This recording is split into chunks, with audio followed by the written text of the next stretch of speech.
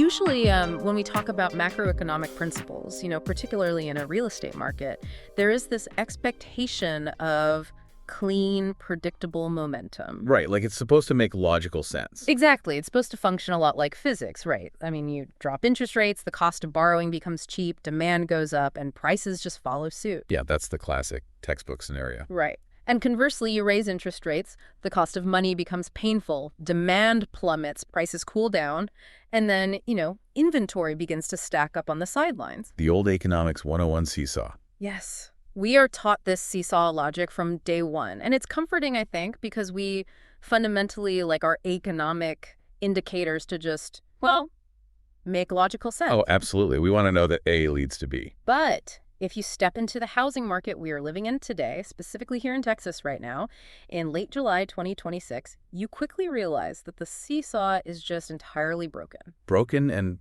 honestly maybe tossed in the dumpster at this point. Completely.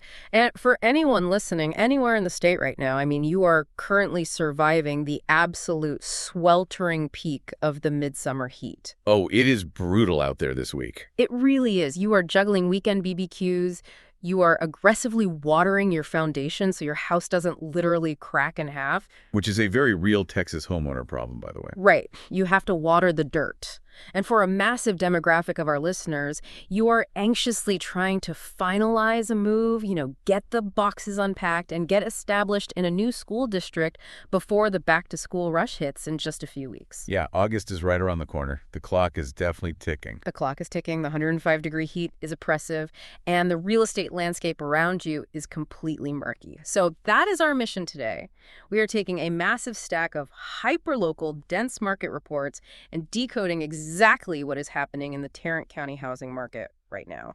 And we've got some fantastic data to pull from for this deep dive. We do. We are pulling from regional MLS summaries, broader Dallas-Fort Worth rate trend reports, and specifically, we have the raw data from the North Texas Real Estate Information Systems, which, by the way, for anyone new to the area, is pronounced locally as net trays. Oh, yeah. Net trays is definitely the subtle shibboleth for anyone operating in the North Texas real estate ecosystem. It's a secret handshake, basically. Exactly. If you say NTREIS, I mean, you immediately out yourself as an outsider. Right. And, unpacking this net trays data reveals a central glaring paradox that just totally defies that traditional economic seesaw you were talking about. The broken seesaw. Right. We are watching the housing supply in Tarrant County actively shrink during a period where we are categorically not in a buying frenzy. Which is wild. It is.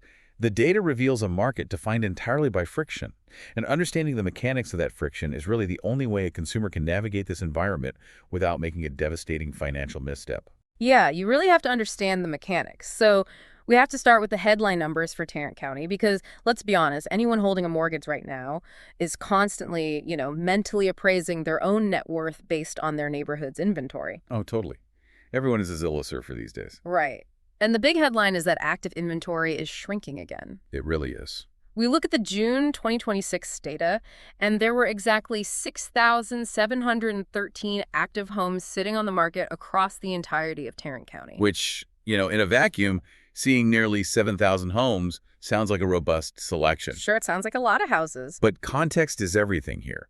That 6,713 number represents an 11.6% drop from the 7,592 homes that were available at the exact same time last year. Wow, an 11.6% drop. That is a massive contraction. It's massive, especially for a county of this magnitude. I mean, we have to remember, Tarrant County is not some sleepy rural enclave, right? Yeah, it's huge. It is a densely populated major economic engine of the Dallas-Fort Worth Metroplex.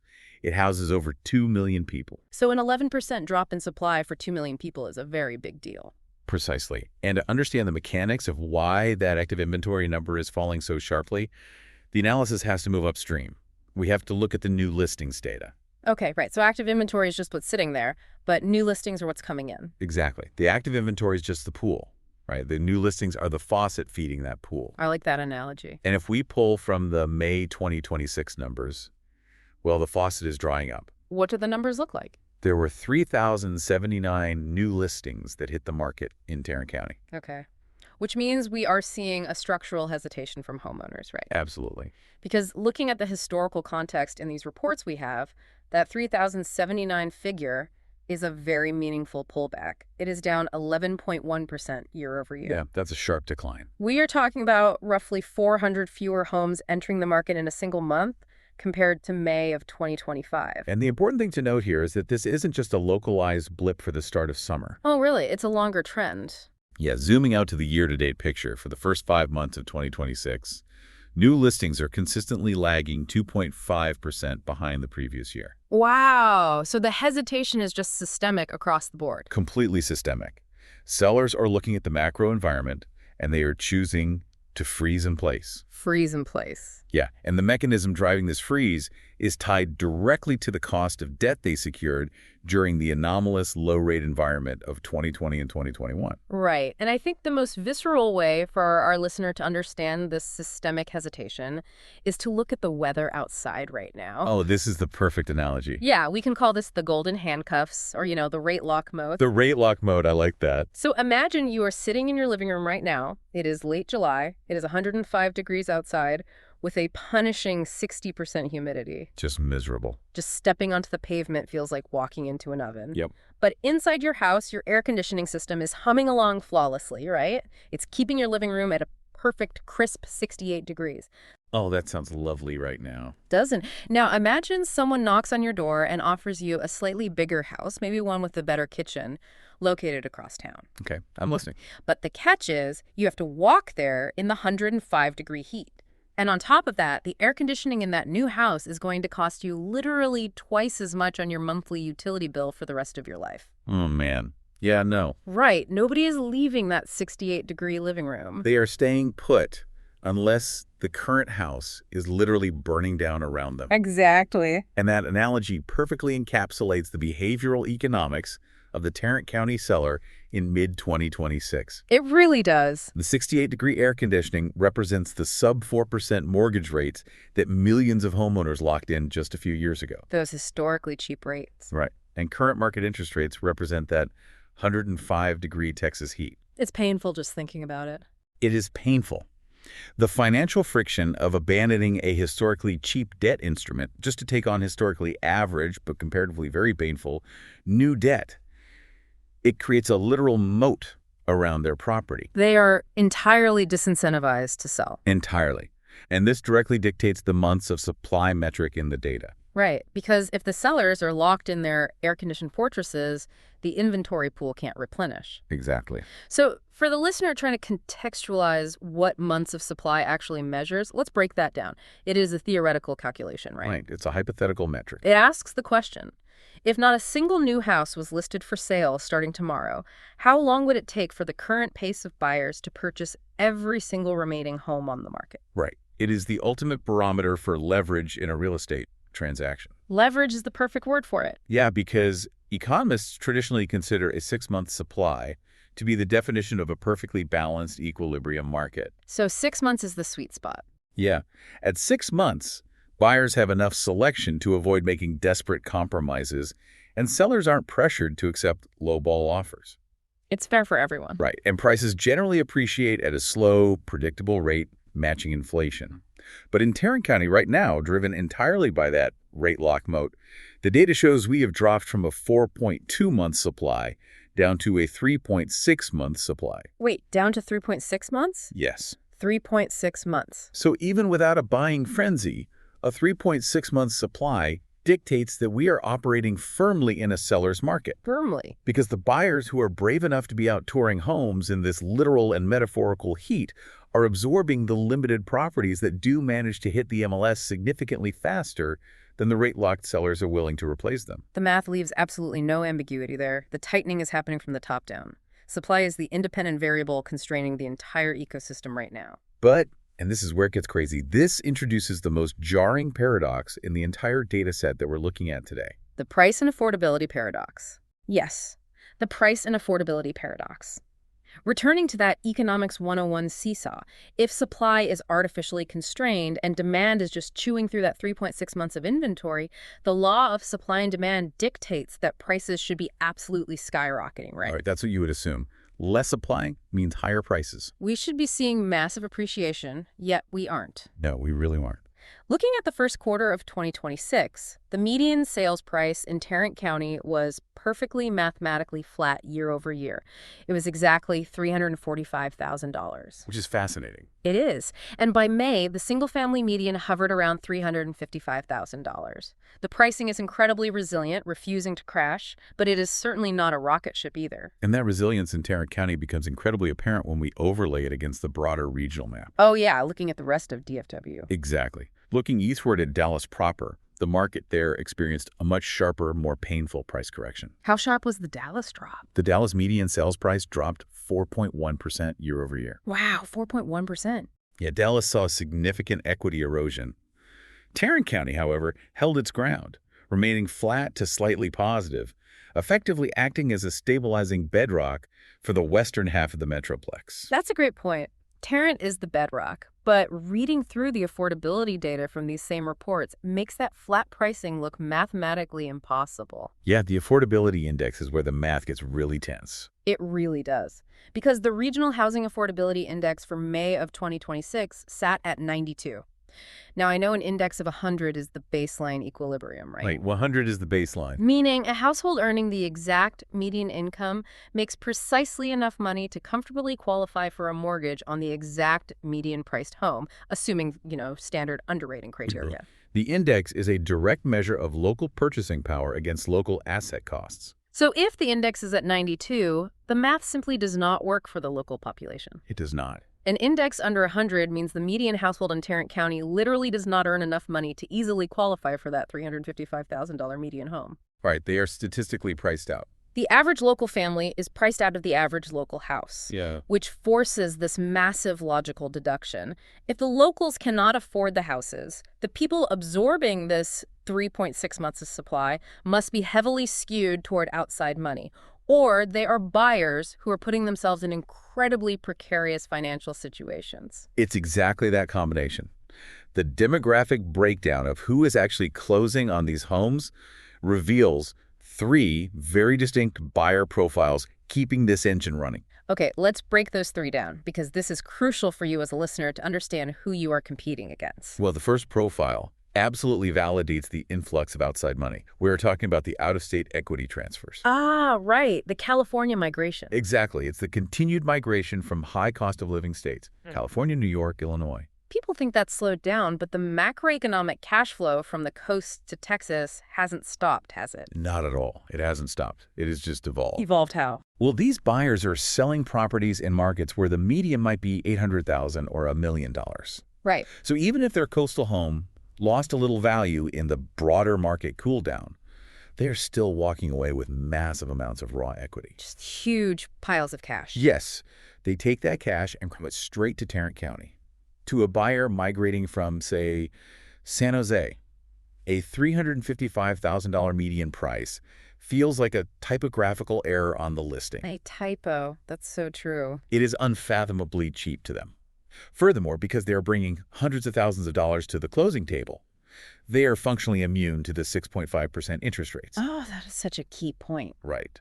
They might take out a tiny mortgage or, honestly, just buy the home outright in cash.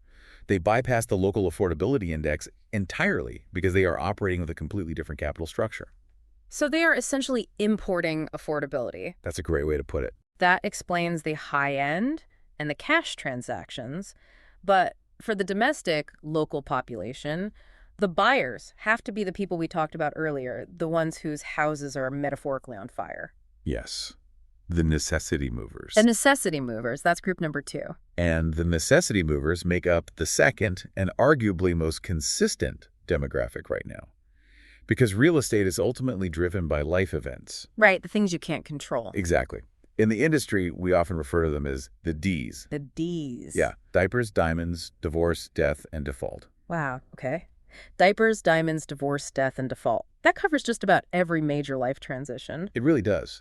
Think about a family living in a 1,200 square foot, 2-bedroom starter home. Okay. If they suddenly find out they are having twins, they cannot stay in that home, regardless of how much they love their 3% interest rate. Right, you literally run out of physical space for cribs. Exactly. Or think about a couple going through a divorce. They must liquidate the shared asset and purchase 2 separate new dwellings. Right, the court mandates it in a lot of cases. Or corporate relocations. They Yeah. force people to move across the country within 30 days.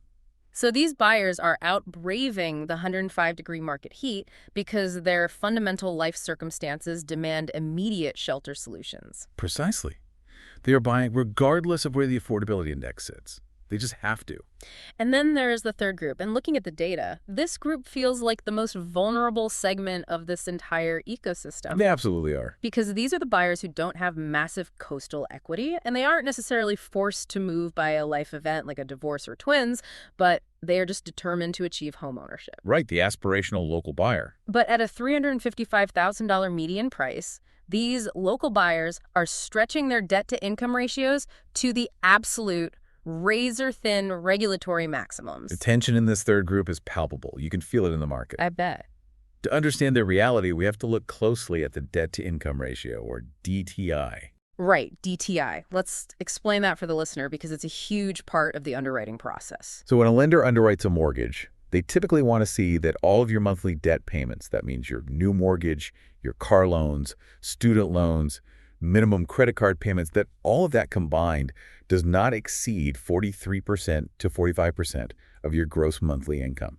So nearly half your pre-tax income is just going to debt service. Exactly. And because of where prices and rates are currently pinned, these stretched buyers are frequently pushing right up against that 45% ceiling. They are maxing out what the bank will legally let them borrow. Maxing it out completely. They are scraping together minimum 3% or 5% down payments.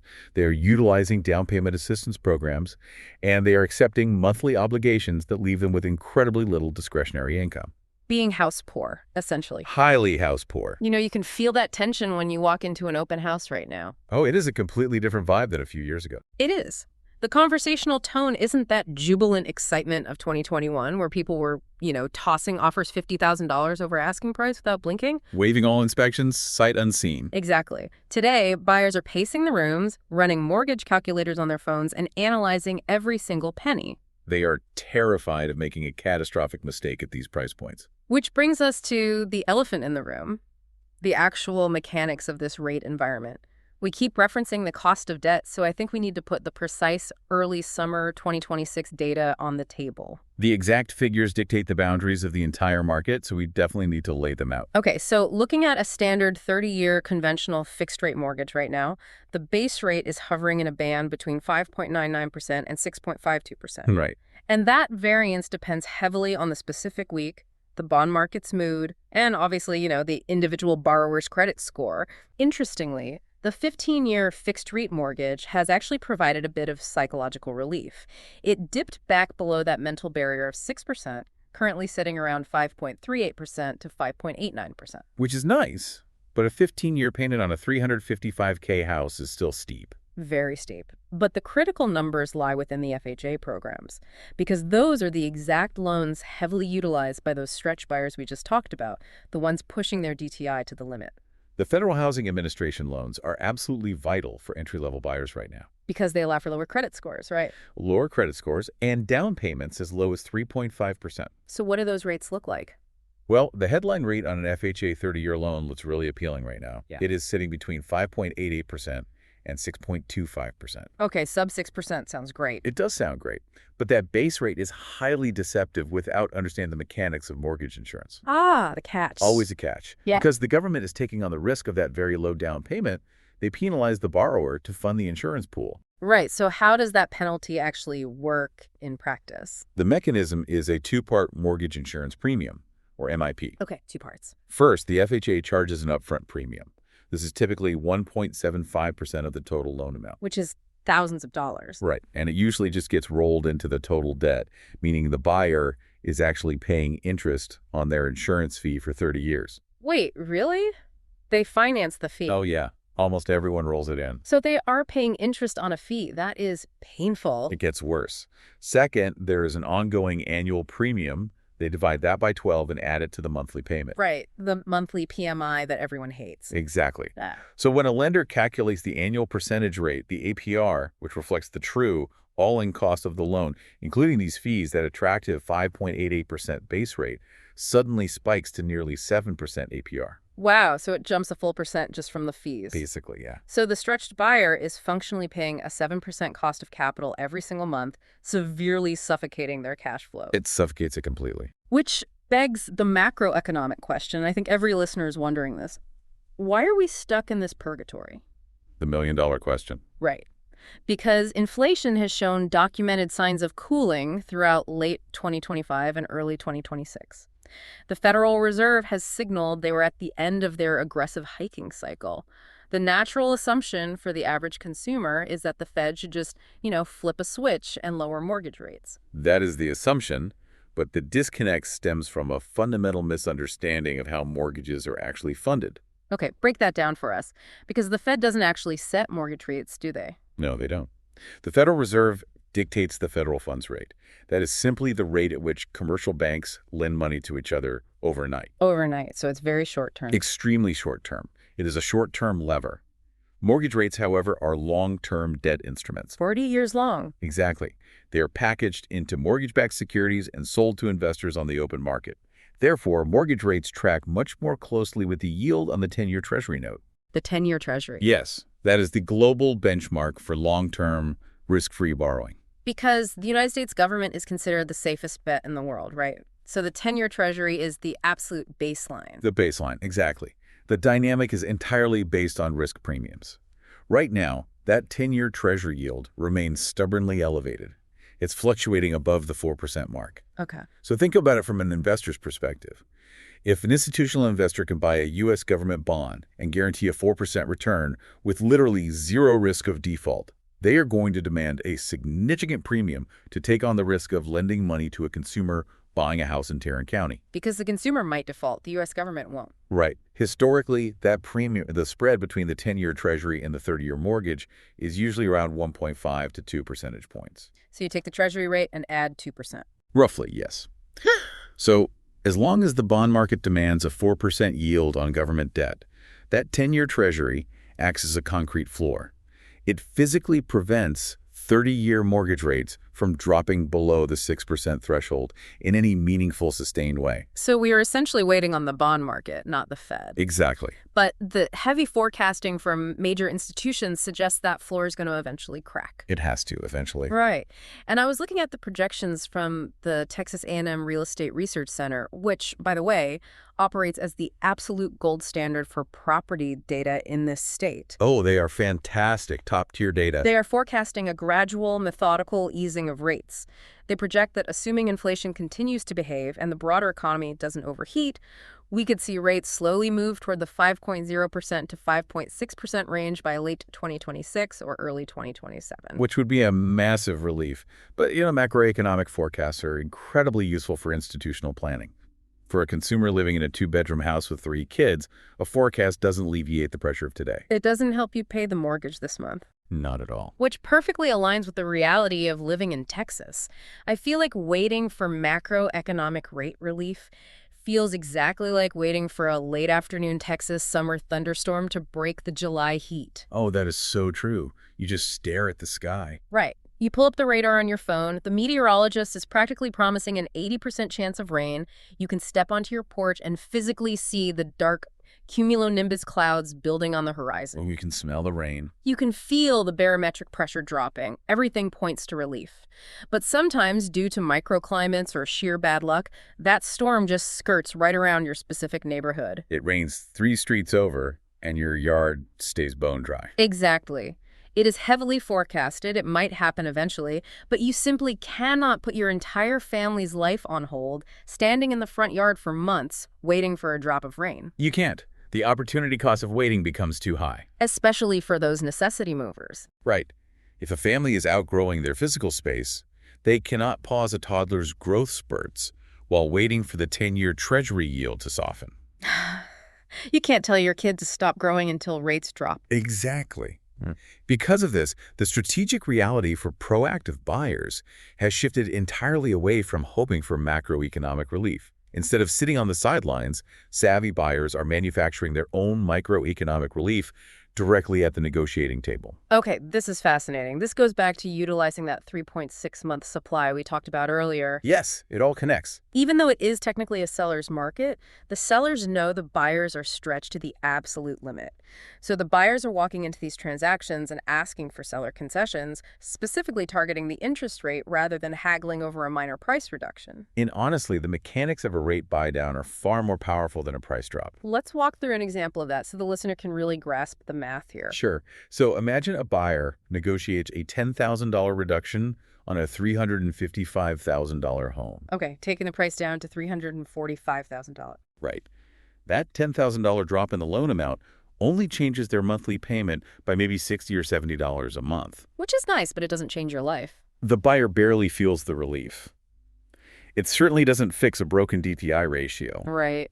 However, if they keep the purchase price at $355,000, but convince the seller to contribute that same $10,000 as a concession at closing to permanently buy down the interest rate, the impact is massive. Because that $10,000 goes directly to the lender as prepaid interest, physically lowering the fixed rate on the loan for the next 30 years. Exactly. That $10,000 concession can buy the rate down from 6.5% to perhaps 5.75%. Wow, almost a full point. Yes.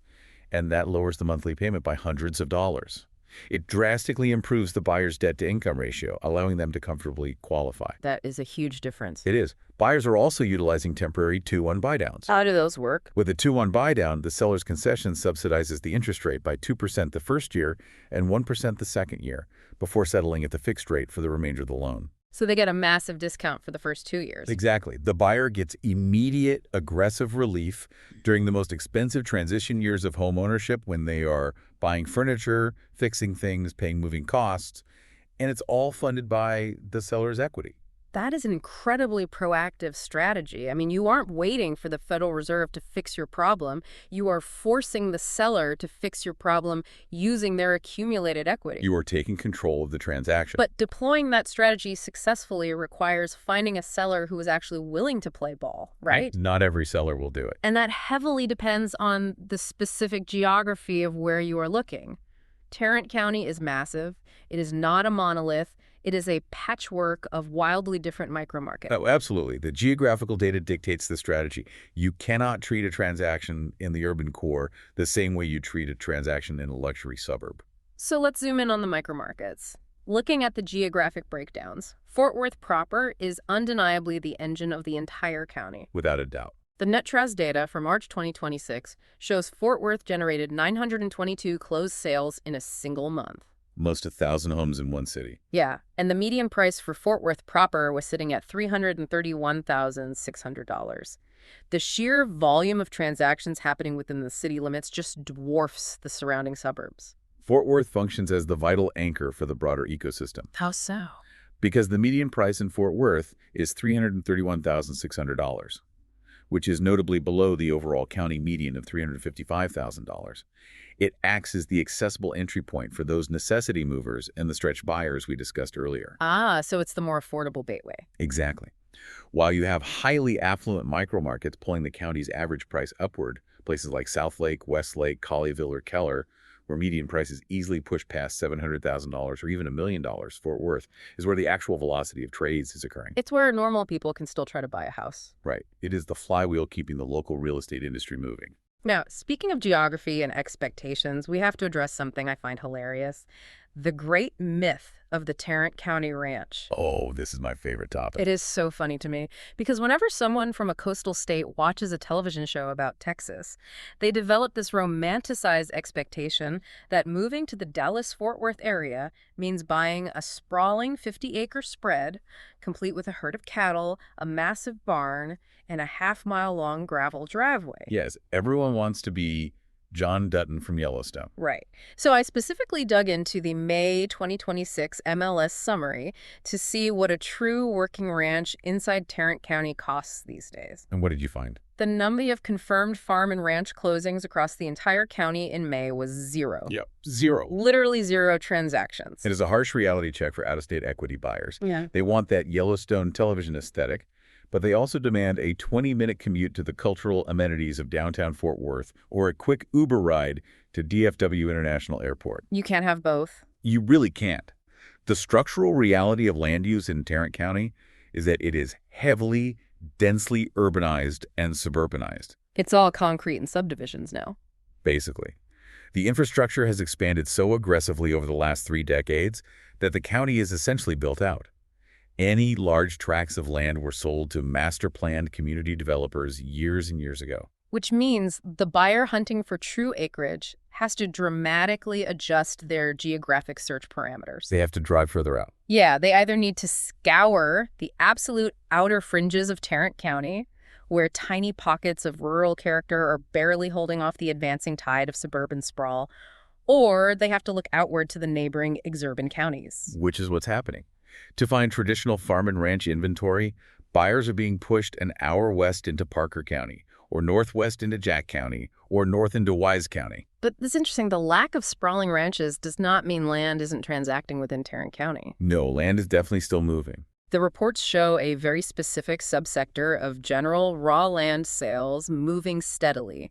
There were 34 closed raw land transactions in May, which is actually an increase of 6% year over year. Which is notable in this market. Very notable. And the average price for these parcels is roughly $299,000. So nearly $300,000 just for dirt. Right. So if there are no farmers buying 50 acres to run cattle, the people dropping $300,000 on dirt inside a dense urban county have to be operating with a completely different objective. It points directly to two specific buyer profiles, reacting to that 3.6-month inventory shortage we established at the beginning of this deep dive. Okay, who are the two profiles? Well, the first profile has to be developers executing infill projects. Infill projects. Break down those mechanics. The mechanics of infill development are what's driving these high-priced land sales.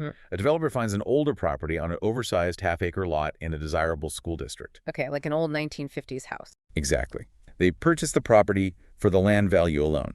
They bring in bulldozers to scrape that 1950s ranch house off the lot.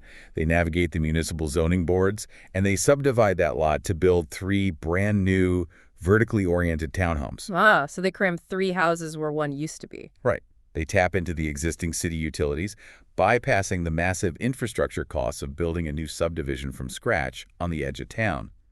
They're essentially manufacturing density because a market is starved for inventory. That makes total sense. Manufacture density.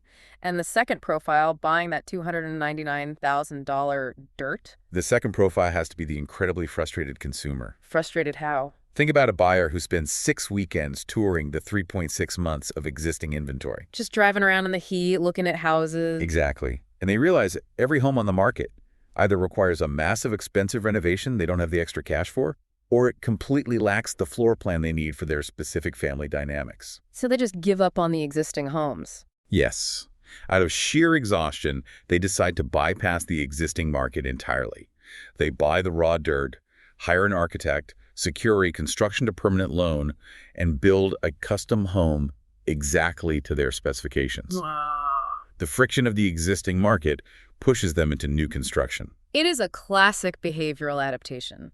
When the secondary market fails to provide adequate solutions, capital flows into primary creation. Exactly right. But for the vast majority of consumers who cannot wait 12 to 18 months to build a custom home, they are forced back into the secondary market, which brings us to the actual hand-to-hand combat of the current market dynamics. The hand-to-hand combat. I love that. That's what it feels like. The standoff between buyers and sellers is measurable through the pacing metrics. The pacing tells the entire story of market psychology. Let's look at the days on market, or DOM. Homes in Tarrant County right now are moving in about 45 days on average. Okay, 45 days. Contextually, earlier in the year, the Q1 data showed the average DOM creeping all the way up to 71 days before the spring and summer buying season really gained traction. So things have sped up a bit.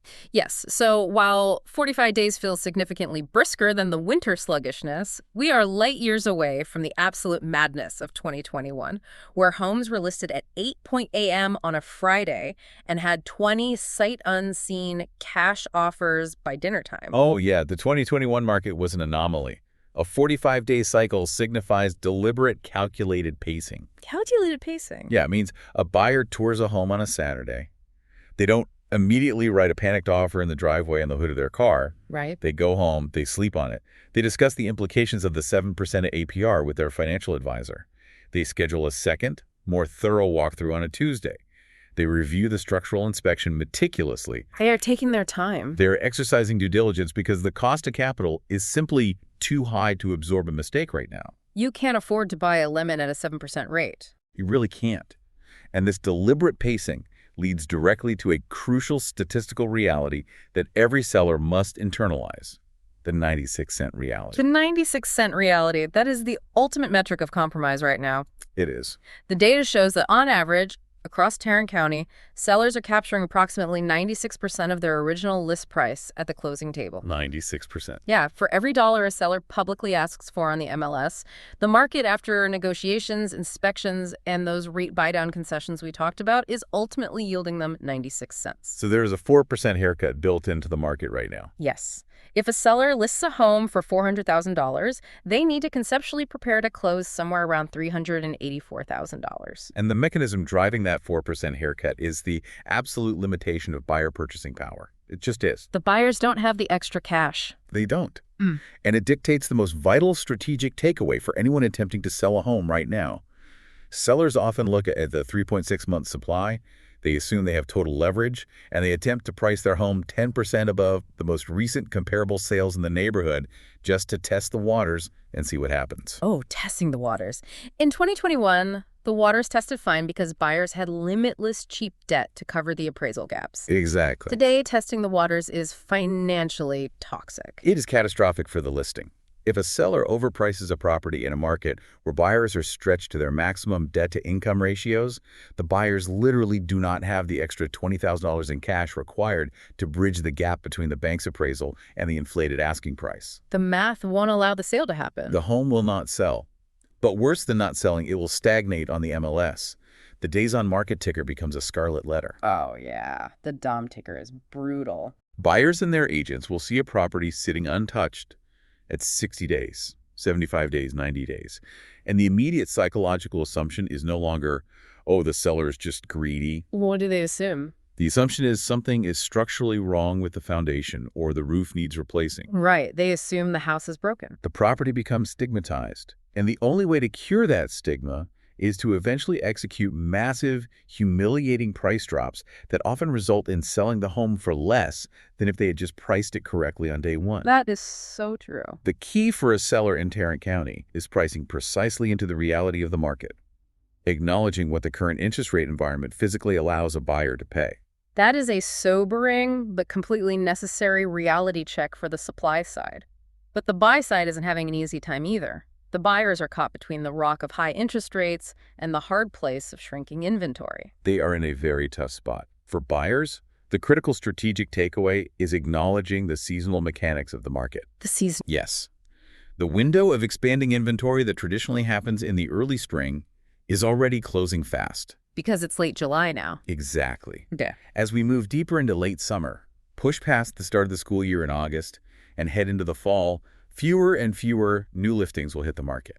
The pool of options will shrink. It always dries up in the fall. So while there's still a reasonable, albeit tight, selection available today, the market remains competitive. Which means the danger for buyers right now is paralysis by analysis. Absolutely. If you as a buyer are determined to be settled, have the moving boxes broken down in the recycling bin, and have your children enrolled in the local Tarrant County school district by the time the bell rings in August, you do not have the luxury of spending 3 weeks pondering a property. You really don't. You cannot endlessly debate the pros and cons of the kitchen backsplash, because while you are hesitating, another buyer, one who has already lost out on 2 previous homes and is highly motivated, is going to decisively write the contract. Buyers must be fast, but they must use those seller concessions strategically to protect their monthly cash flow. So the entire mid-2026 Tarrant County market can basically be summarized as a masterclass in compression and resilience. Compression and resilience, that perfectly captures it. The inventory is heavily compressed because homeowners are psychologically and financially locked into their historically cheap debt. The rate lock mode.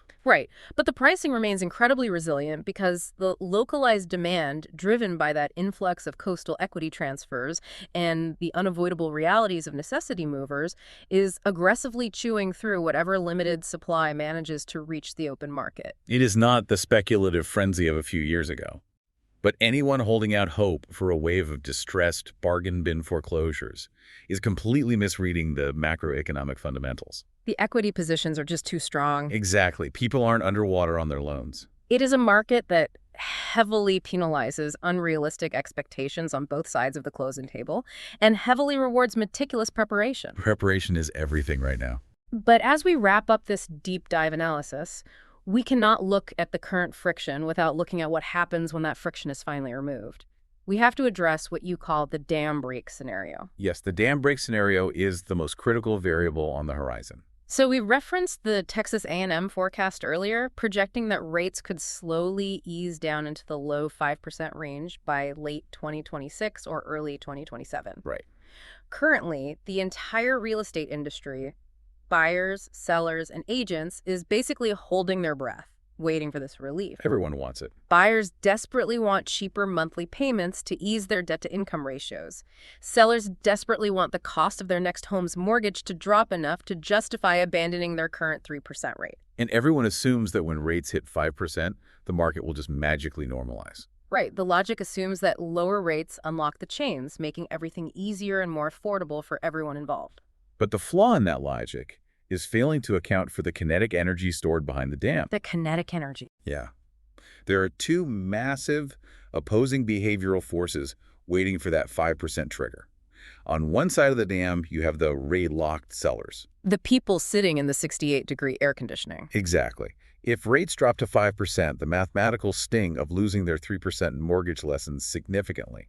The gap is bridged. It doesn't hurt as much. Right. The theory is that these sellers will finally feel comfortable moving, thereby flooding the market with a massive wave of new inventory, ending the 3.6-month shortage and allowing supply to finally outpace demand, which should theoretically cool prices down. That sounds like a utopian scenario for the buyer, a flood of fresh inventory and softer prices. But look at the force waiting on the other side of the dam. You have a massive, swelling, multi-year wave of pent-up buyer demand. The people who've been sidelined. We are talking about millions of millennials and Gen Z buyers nationwide, and tens of thousands locally in Tarrant County alone, who've been forced to sit on the sidelines in rental apartments for 2 years because they mathematically could not afford the payment at a 7% interest rate. They've just been waiting and saving. Right. If the headline mortgage rate flashes 5%, that entire generation of buyers is going to jump back into the buyer pool at the exact same moment. Wow. Which creates a scenario where that tidal wave of resurrected buyer demand instantly swallows whatever new inventory the sellers provide. Exactly. The psychological relief of a 5% rate has the very real potential to unleash so much simultaneous demand that it completely overwhelms the new supply. So we end up right back where we started. Worse, maybe. It could instantly recreate the frantic, multiple offer bidding war environment. Instead of prices cooling due to new inventory, the sheer velocity of the demand could drive prices aggressively upward, echoing the absolute madness we experienced in 2021. Which forces a terrifying realization for anyone currently sitting on the sidelines trying to time the market, Timing the market is always dangerous. Because waiting for the Federal Reserve to lower interest rates to save you money on your monthly payment might actually end up costing you significantly more in the total purchase price of the home when you are forced into a bidding war against 20 other buyers. You might save on the rate, but lose on the purchase price. Exactly. So for you listening right now, the next time you are sitting in your living room, enjoying that crisp 68-degree air conditioning while the Texas heat bakes the pavement outside, you have to ask yourself a very difficult question. It's the ultimate question. Are you staying in that house because it is truly where you want to live? Or are you just afraid of the heat? Because eventually the weather is going to break, the dam is going to open, and if you haven't decided exactly what your strategic move is going to be before that happens, you're going to get swept away in the flood.